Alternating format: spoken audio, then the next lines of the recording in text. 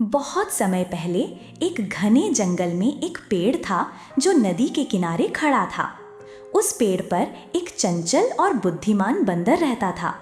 वो पेड़ पर उगने वाले मीठे मीठे फल खाता और मस्ती से दिन बिताता।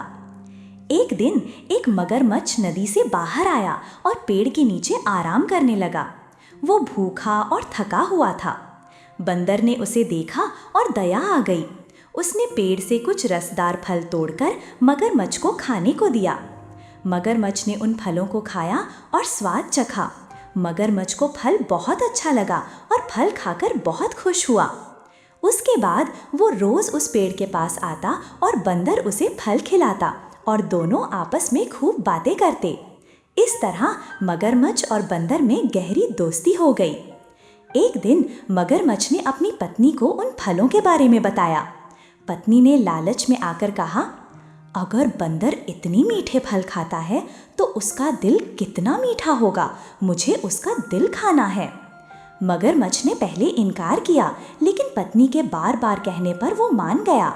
अगली सुबह वो बंदर के पास गया और बोला, चलो दोस्त, आज तुम मेरे घर चलो, मेरी पत्नी तुमसे मिलना चाहती है। बंदर खुश हो गया और बंदर मगरमच्छ की पीठ पर बैठ गया और दोनों नदी की ओर जाने लगा।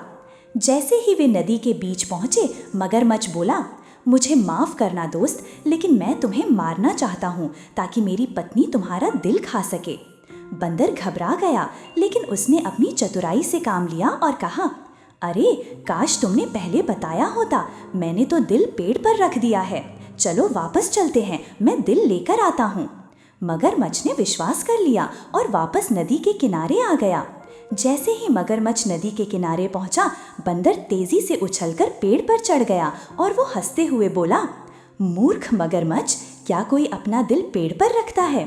तुमने दोस्ती के साथ धोखा किया, अब मुझसे कभी बात मत करना। मगरमच्छ शर्मिंदा होकर नदी में लौट गया।